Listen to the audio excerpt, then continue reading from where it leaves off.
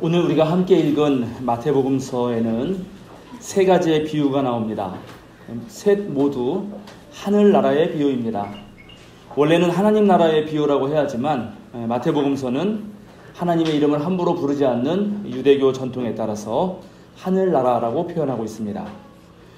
세 가지 비유 중에 앞에 두 가지 비유는 짝 비유라고 해서 서로 같은 주제를 다루고 있습니다.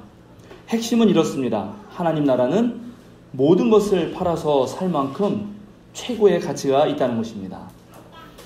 고대에는 빈번하게 전쟁이 일어났고 또 누군가가 불시에 집에 와서 도둑질을 할 수 있기 때문에 사람들이 보물을 항아리 같은 곳에 넣어서 또는 상자에 넣어서 땅속 깊이 묻어두는 일이 흔히 있었습니다.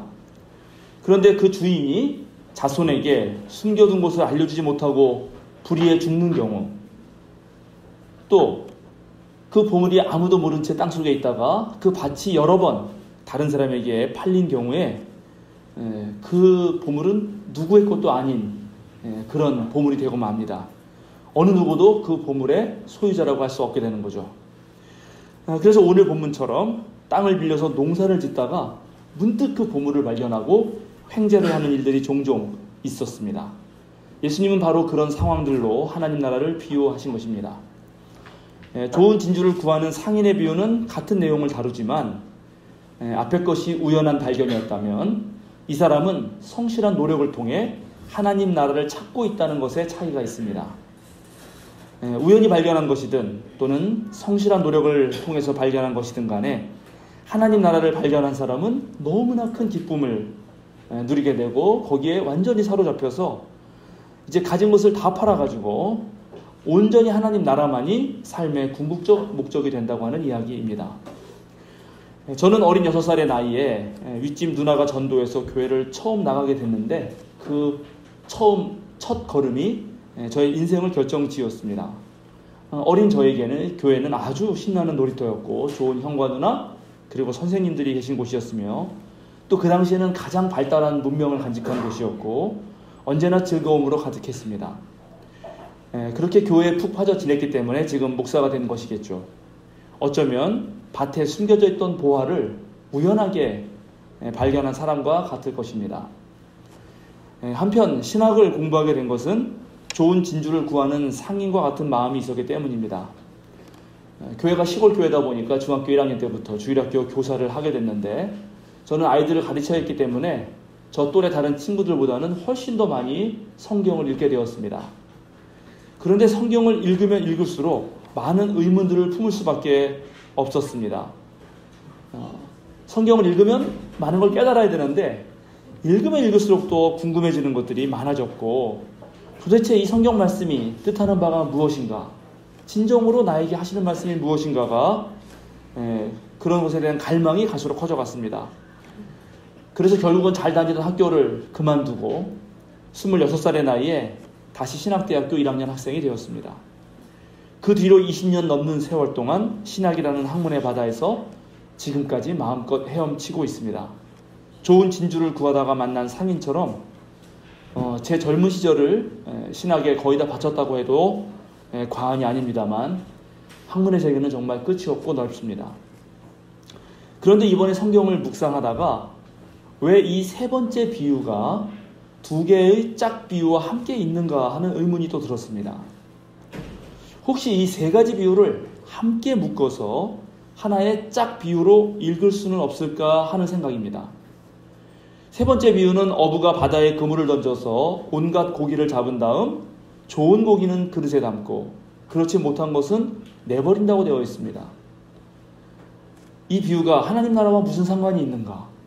앞에는 분명히 하나님 나라 같긴 한데 참 골똘히 되씹어봐도 잘 모르겠습니다. 마태복음서를 쓴 사람은 이 비유를 최후의 심판의 맥락에서 많은 사람들을 전도한다 해도 참된 신앙의 열매를 맺지 못하는 사람은 결국 불아궁이에 던져질 것이라고 그렇게 해석을 하고 있지만 저는 예수님이 결코 그런 뜻으로 이 말씀을 하셨다고 생각하지는 않습니다. 세 가지 비유를 한데 엮어서 생각을 해보면 농부나 상인, 어부는 모두 값지고 좋은 것을 알아보는 눈이 있다는 그런 공통점을 발견하게 됩니다. 가진 것을 다 팔아서 밭을 사려는 결단을 하려면 이 보물의 가치가 어느 정도는 돼야 하는지를 알아야 합니다. 그렇죠? 네, 보물 딱 열어봤는데 거기 금덩이가 있는데 내 것을 다 팔아서 금을 샀는데 금이 더 적은 가치라면 손해보는 거 아닙니까? 이게 다 팔 만큼보다도 더 귀하다는 것을 알아야 되고, 또 가진 것을 다 팔아서 진주를 사려면 좋은 진주인지 가짜 진주인지를 알아보는 안목이 있어야 합니다. 좋은 물고기와 나쁜 물고기를 알아보는 안목은 당연하죠. 저희 외삼촌 한 분이 울산에 사시는데 취미로 스킨스쿠버를 하십니다. 이 스킨 다이빙과 스쿠버 다이빙이 합성어죠. 하여튼 물속에, 바닷속에 오래도록 있으면서 별의별 일을 다 하십니다. 그래서 바다에 대해서 아는 것도 많으시고 물고기를 보는 눈이 남다릅니다. 그래서 제가 가끔씩 울산에 놀러 가면 외삼촌이 저를 언제나 데리고 그 해안가에서 갓 잡아왔다고 하면서 파는 아주머니들한테 갑니다. 그리고 아주머니들이 이렇게 양동이에다가 이제 물고기를 막 넣고 이제 팔죠. 횟감으로 파는 것입니다. 그러면 외삼촌은 어김없이 요거 이렇게 몇 가지를 골랍니다. 이걸 달라고 하는 것입니다. 그럼 아줌마가 다 똑같은데 왜 그래 이러면서 다른 걸 주려고 해도 그건 안 된다 그러고 이걸 달라고 하는 것입니다. 저는 아무리 봐도 그 두 가지가 뭐가 다른지 모르겠는데 나중에 이제 그걸 받아와서 또 회를 다시 쳐주는 곳이 따로 있잖아요. 한 3,000원 내면은 상추도 주고 뭐 이런 데인데 거기 가서 삼촌이 말합니다. 아까 그 아줌마가 말한 건 전부 다 양식이고 내가 가져온 건 자연산이야. 어떻게 그걸 구별하는지 모르겠습니다. 자연산과 양식을. 오늘 마태복음서에 등장하는 주인공들처럼 우리들 또한 인생의 보화를 발견하고 그것을 알아보고 거기에 온 열정을 바쳐서 헌신하면서 후회 없는 삶을 살 수 있을까요? 우리가 살아간다는 거, 삶을 산다는 거는 결국 매 순간 무언가를 선택하는 행위인데 그때 우리는 어떻게 지혜를 발휘해서 좋은 선택을 할 수 있을까요? 내가 어떤 직업을 가질 것인가, 또 누구와 평생을 사느냐 하는 문제부터 짜장면을 먹을 것인가 짬뽕을 먹을 것인가 하는 아주 자잘한 일상의 행위까지 우리는 어떻게 분별력을 가지고 그때그때 좋은 판단을 내릴 수 있을까요? 신앙생활도 마찬가지입니다. 지난주에 우리 강미 전도사님께서 참 하나님과 만들어진 신을 언급하면서 만들어진 신이 아니라 참 하나님을 섬겨야 한다라고 설교해 주셨는데 실제로 살아가다 보면 무엇이 도대체 만들어진 신이고 무엇이 참 하나님인지 헷갈릴 때가 종종 있습니다. 이것을 잘 분별하지 않으면 자신의 욕망을 추구하면서도 하나님의 뜻을 이루기 위해 노력한다 이렇게 착각할 수도 있고 또 광신을 참된 신앙으로 오해하게 되기도 합니다. 이런 잘못된 믿음은 자신도 망치고 남도 망치는 그런 결과를 가져옵니다. 특히 그런 잘못된 믿음의 소유자가 종교 공동체의 지도자가 된다면 그 공동체는 큰 어려움을 겪게 됩니다. 특별히 신앙은 우리의 실제의 삶을 좌지우지하는 매우 중요한 믿음 체계이고 또 가치관입니다. 우리가 가만히 생각해 보면 현대인들은 크게 세 가지 세상을 동시에 살아갑니다. 첫째는 실제의 세상입니다. 주로 우리의 육신과 감각기관과 관련된 세상입니다. 먹고 자고 마시고 보고 만지는 그런 세상이죠. 그러나 정신을 지닌 인간은 동물들처럼 본능만 가지고 살아가진 않습니다. 사유하는 힘과 무한한 창조적 상상력을 가지고 각자 자신들만의 어떤 신념이 있습니다. 이게 두 번째 세상인데 이 두 번째 세상인 정신의 세계는 눈앞에 보이는 실제 세계를 전혀 다른 관점에서 해석하기도 하고 때로는 변화시키기도 합니다. 사과나무에서 사과가 딱 떨어졌을 때 야, 남이 먹기 전에 얼른 빨리 가서 내가 먼저 먹어야겠다 하고 달려가는 사람도 있지만은 과학자 뉴턴은 바로 그 장면을 통해 모든 존재하는 것은 서로 끌어당기는 힘이 있다는 그런 것을 알아냈고 또 그 관점에서 세상을 바라보면서 지금의 이런 엄청난 과학 문명 세계를 만들었습니다. 우리 속담에 옛날 속담이지만 개 눈에는 똥만 보인다 이런 말이 있습니다. 옛날에는 개를 풀어놓고 키웠고 실제로 그런 개들이 또 다니면서 사람의 인분을 잘 찾아다니면서 먹곤 했는데 그래서 만들어진 속담이죠. 이 속담처럼 어떤 관심사를 가지냐, 어떤 관점을 지니냐에 따라서 이 세상은 전혀 달리 보입니다. 하나님을 믿는 사람이 보는 세상과 돈이 최고라고 생각하는 사람이 보는 세상이 다르고 이 두 사람의 삶도 현격하게 차이가 납니다. 무엇이 진정 사람다운 삶인가, 멋지고 아름다운 삶인가도 저마다 다를 것입니다. 오늘날은 누구나 한 사람이 이 주장이 옳다고 말하기 어려운 시절입니다. 아무리 전문가라고 해도 모든 상황에서 언제나 딱 들어맞지는 않기 때문입니다. 그만큼 세상은 빠르게 변하고 있고 매우 다양한 상황들이 복잡하게 얽혀 있기 때문입니다. 더군다나 요즘은 제3의 세상, 즉 컴퓨터 네트워크를 통해서 또는 온라인 인터넷 그런 공간의 가상세계를 통해서 우리는 이 실제 세계와 또 실제 세계가 갖고 있는 시간과 공간의 한계를 훌쩍 뛰어넘습니다.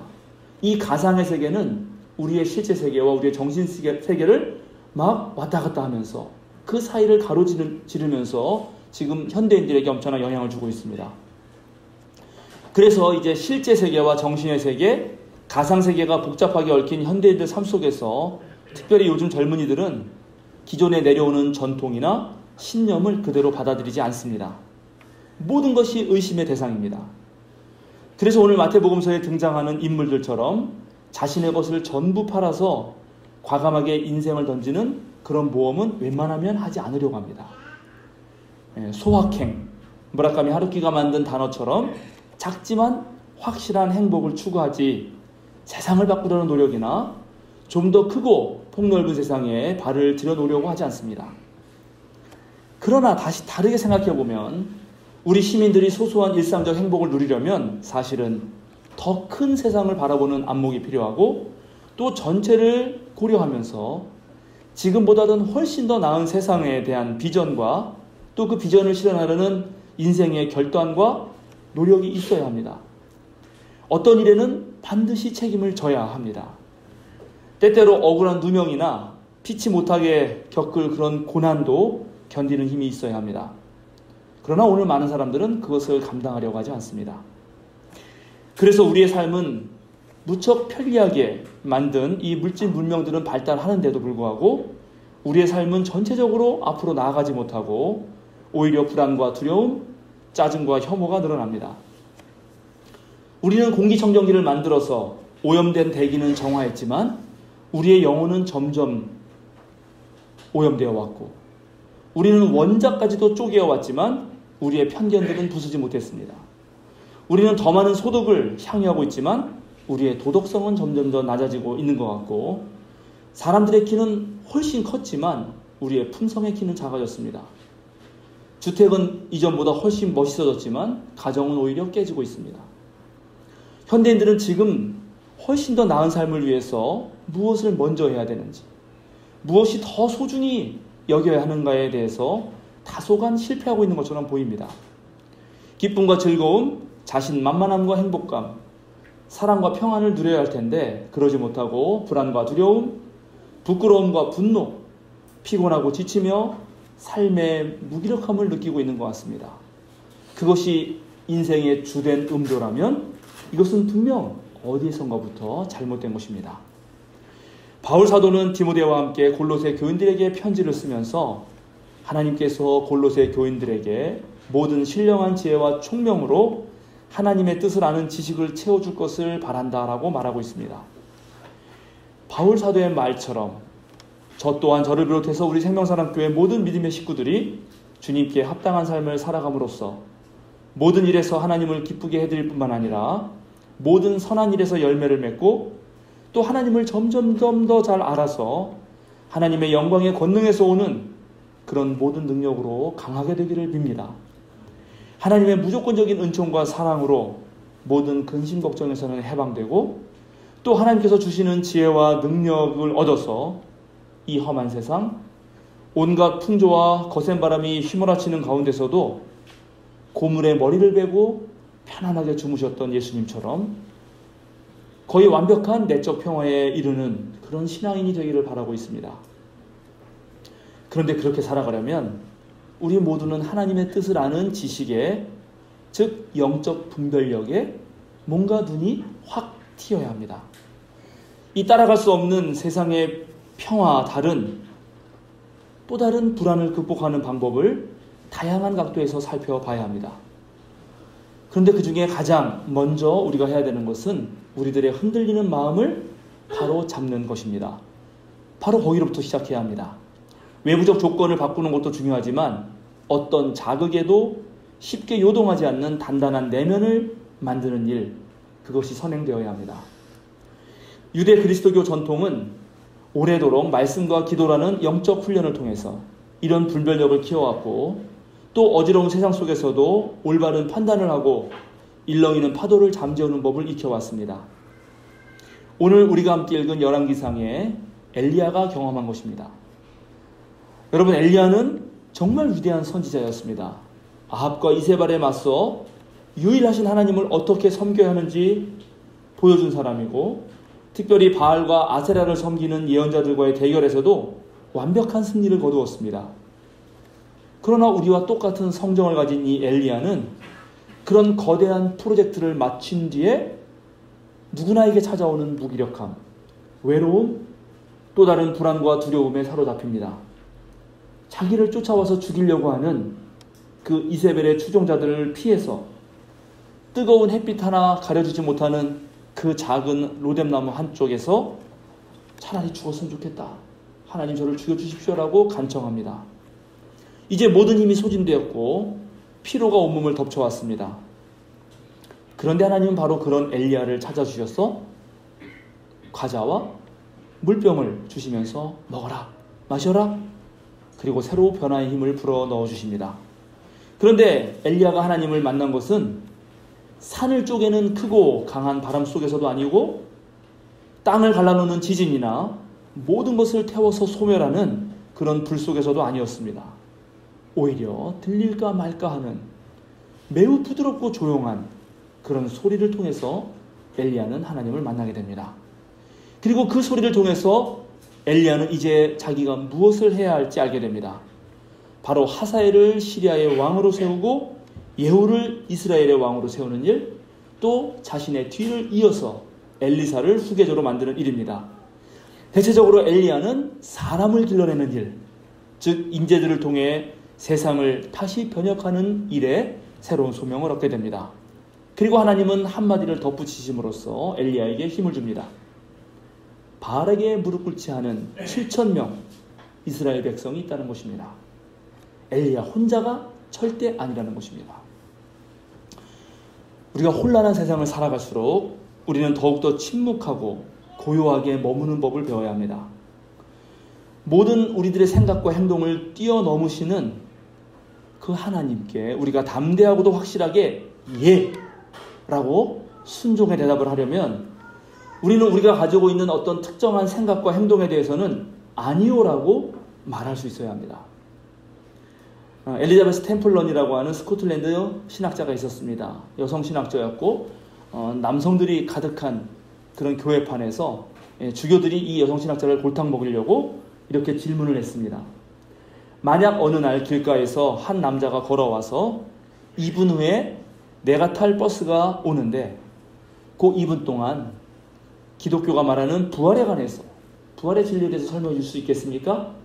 라고 말한다면 당신은 좋은 신학자니까 어떻게 답변하시겠소? 그때 그녀는 전혀 당황하지 않고 이렇게 답변했습니다. 진심으로 부활에 관해서 듣기를 원한다면 당신은 버스를 타지 않을 각오를 하셔야 합니다. 생명사랑교회 여러분, 여러분이 진정으로 신령한 지혜와 총명으로 하나님의 뜻을 아는 지식에 이르려면 여러분 또한 자신의 삶에서 분명하게 하나님을 향한 결단을 내려야 합니다. 모두를 다 잘할 수는 없습니다. 모두를 다 할 수도 없습니다. 이것을 하려면 저것은 포기해야 합니다. 그래서 여러분은 영적 분별력을 키우기 위해서 여러분만의 시간을 내셔야 합니다.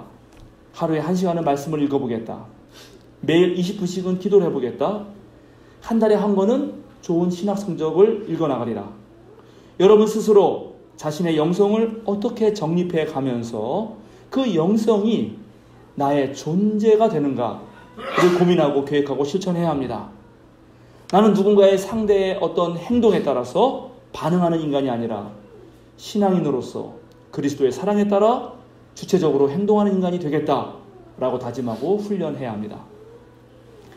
우리가 궁극적으로 도달해야 할 목표는 하나님의 뜻을 아는 지식을 갖는 것입니다. 하나님을 알려면 다시 한번 말씀드리지만 우선 마음을 고요히 할 줄 알아야 합니다. 출렁이는 물에서 내 얼굴을 비추어 볼 수 없듯이 출렁이는 마음을 먼저 고요하게 머물 수 있는 그런 훈련이 필요합니다. 마음을 고요하게 한 뒤에 차분히 살피는 힘을 기르는 것입니다. 그런데 무엇인가를 살피려면 기준이 있어야 합니다.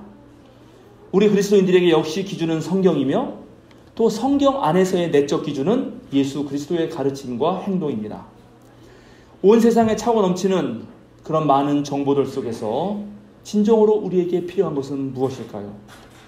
우리는 무엇을 기준으로 그 많은 정보를 시사선택해야 할까요? 우리는 예수께서 보여주신 사랑과 지혜를 기준으로 해서 버릴 것은 버리고 취할 것은 취해야 합니다. 이럴 때 가장 신중하게 생각해야 되는 것은 나 자신, 자기 자신입니다. 예수님께서는 자신을 따라오려는 사람은 자신을 부인하고 자기 십자가를 지고 따르라고 하셨는데 바로 이 두 가지가 우리에게 필요합니다. 자기를 부인하는 일, 그리고 자기 십자가를 지는 일입니다.